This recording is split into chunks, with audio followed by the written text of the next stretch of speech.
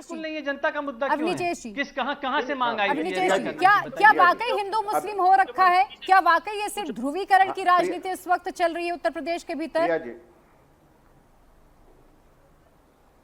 प्रिया जी, मुझे हैरत ये होती है कि जो सबसे ज़्यादा कहते हैं कि इस देश में बिल्कुल गंगा जमनी संस्कृति है, सब कुछ ठीक है, तो ये बताइए कि मुझे अपना नाम बताने के और सामने वाले को अपना नाम बताने से दूरी कहाँ हो जाएगी? गंगा जमनी है, ये इस देश की संस्कृति है ना गंगा जमनी। तो नाम क्या धोखे में रह करके गंगा जमनी संस्कृति बनती है? नाम बिना बताए गंगा जमनी संस्कृति बनती है?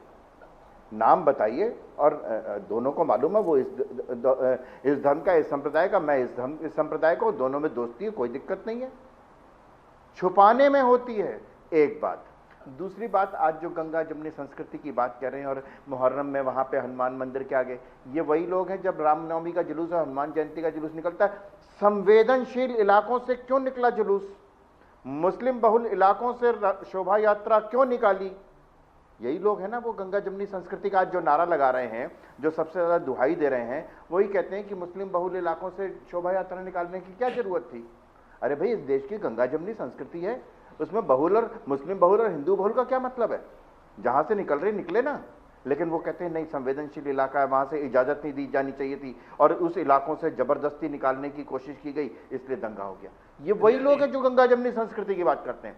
प्रिया जी, बात बड़ी साफ सी है, ये वो लोग हैं जो अगर कोई आम मुसलमान इन कावड़ियों पर फूल बरसाता है तो उसकी पिटाई करते हैं। इनमें से वो लोग हैं जो कोई रामचरितमानस अगर कोई अलीगढ़ में पढ़ता है तो उसके घर को आग लगाते हैं। ये वो लोग हैं जिनमें अगर कोई बीजेपी को वोट देता है तो उसके घर पे पिटाई होती है।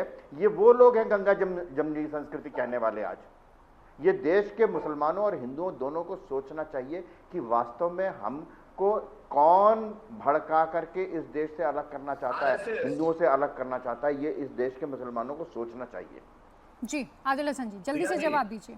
प्रिया जी, बस इतना पूछना चाहूंगा, ये इतना मुहर्रम का जुलूस निकला, एक भी मंदिर पर या किसी धार्मिक स्थल पर किसी ने जबरदस्ती झंडा फहराया? आप बतला दीजिए। ऐसा बिहार में, पूरे देश में हुआ। कोल्हापुर में मस्जिद में जाके तोड़फोड़ हुई। भारत में अनेकों जगह, बिहार में मुजफ्फरपुर में हुई जो मस्जिदों में झंडा फहराया गया। मुहर्रम का बतला दे कि एक भी जगह कहीं हमने किसी धार्मिक ठीक है, सुन लीजिए। झंडा फहराया? प्रिया जी, मुझे 10 सेकंड देना, मैं जवाब दूंगा। मैं जी जी नफरत वाला नारा आदिल जी अब सुन लीजिए, मुझसे सवाल पूछा, मैं जवाब दूंगा। जी जी, ऐसा नारा मुसलमानों की तरफ से नहीं निकला। आदिल जी अब सुन लीजिए, आप ही का सवाल है, सुनिए सर, जवाब सुनिए जी।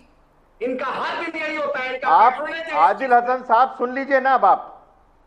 हाँ, मैं सुन अरे सुन लीजिए ना अब आप। अब सुन लीजिए, आपने सवाल पूछा है। हाँ तो अरे सुनिए ना आप भी।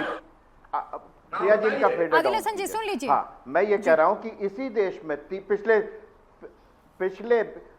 1980-90 के दशक से लेकर 2010 तक कश्मीर में झंडा फहराने की बात नहीं कर रहा हूं, मंदिरों को तोड़े जाने की बात कर रहा हूं। तमिलनाडु में वहां कहा गया कि ये गांव जो है मुस्लिम बहुल हो गया, इसलिए इस गांव का मंदिर जो है, इस गांव का जो मंदिर है बंद कर दिया जाए, वहां से आरती की आवाज नहीं आनी चाहिए हमको। वो हाई कोर्ट के ऑर्डर से मंदिर खुला। आदिल हसन साहब, आपने तो एक उदाहरण दिया था ना, आपने एक उदाहरण दिया था। मैं आपको, भैया देखो, मैं बीच में बोलता नहीं हूं, मैं बीच में बोलता नहीं हूं। आपकी पूरी बात सुनी, सुन लीजिए। आपने मेरे से सवाल पूछा, अब जवाब लीजिए। सब लोग सुनते हैं सर, सुन लीजिए। आदिल हसन जी सुनिए। मैडम झूठ बोल रही है। ये वो गंगा, जब आपकी बारी आएगी आप बोलिएगा। कश्मीर में अटल बिहारी वाजपेयी, अगर आप काउंटर कीजिएगा, रुक जाइए अभी। कश्मीर में मंदिर तोड़े गए, ये सच है। तमिलनाडु के एक गांव में बाकायदा हाई कोर्ट के आदेश से मंदिर दोबारा खुलवाना पड़ा। गणेश उत्सव मनाने के लिए वक्फ बोर्ड ने अपनी जमीन देने से मना कर दिया, खाली मैदान को। ये सच है आदिल साहब, ये सच है। ये तो मैं सिर्फ चुनिंदा उदाहरण दे रहा हूं आपको।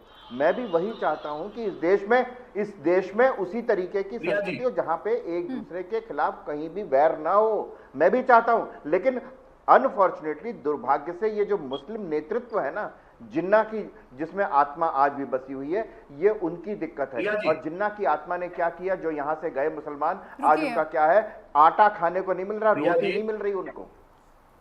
आदिल जी अब रुकिए। हाफिज नूर जी, एक मिनट रुकिए, देखिए दूसरे मेहमानों को भी मौका दीजिए। सिर्फ आप ही आप बोलते रहेंगे सर, ऐसा तो नहीं हो सकता ना, आप ही आप बोलते रहे ऐसा नहीं हो सकता। हाफिज नूर अहमद साहब, जो तस्वीरें लगातार हम नीचे चला रहे हैं इंडिया टीवी में, आप देख पा रहे होंगे, फल वालों ने खुशी खुशी, जो फल विक्रेता हैं जो अपनी दुकान लगाते हैं, उन्होंने नेम प्लेट लगा लिया। जब उन्हें किसी तरह की आपत्ति नहीं है, उन्हें ऑब्जेक्शन नहीं है, तो फिर बाकी लोग क्यों ठेकेदार बने? प्रिया जी, उन बेचारों को अपनी रोजी रोटी चलानी है, तो दिन भर कमाते हैं, शाम को घर पे दुकान से खरीद के ले जाते हैं, तब खाना बनता है तब खाते हैं। उनकी क्या हैसियत है कि वो प्रशासन से लड़ पाएंगे? आदेश दे दिया, हाँ में हाँ मिला दी। बात तो वही लोग करेंगे जो उनका नेतृत्व कर रहे हैं, जो उनके साथ में खड़े हैं। क्या कहेंगे वो? क्या हैसियत है उनकी, बताएं हमें आप। वो लोग अगर प्रशासन की हाँ में हाँ नहीं मिलाएंगे तो क्या लाठियां खाएंगे? मुकदमे मतलब होंगे उन पे, जेल जाएंगे वो। एक तरह से मुसलमानों को किनारे लगाने की साजिश हो रही है। और आप बोल रहे हैं कि ये लोग गंगा जमनी तहजीब, गंगा और जमुना है कौन? आपने उसको बाकी रखा ही कहाँ है? आपने ये 2014 से अब तक सब कुछ खत्म कर दिया देश में। देश की तहजीब को, देश के तमद्दुन को, देश के ईसार को, देश के त्यागों को, देश की कुर्बानियों को कुछ नहीं रखा आपने। कुछ है? 1947 से लेके अब तक मुसलमानों ने अपनी लीडरशिप खड़ी नहीं की। मुसलमानों ने कभी समता को, कभी ममता को, कभी मुलायम को, कभी नेहरू और इंदिरा और राहुल को माना नेता अपना। सेकुलरिज्म पर यकीन रखने वालों को नेता बना है। आरएलडी वाले ये बैठे, आरएलडी भाई वालों को जो उनके जो जयंत जी है, जयंत जी के दादा और उनके बाप को माना है, नेता माना है, इसलिए कि उन लोगों को सेकुलरिज्म पर यकीन था। सेकुलरिज्म पर यकीन, और मैं दावे के साथ कहता हूँ आपके चैनल पर, भारत के मुसलमानों के अलावा कोई दूसरी कौम सेकुलर नहीं है। हम तो कह रहे हैं भारत के अंदर गंगा जमनी तहजीब बने रहने के लिए, हम तो कह रहे हैं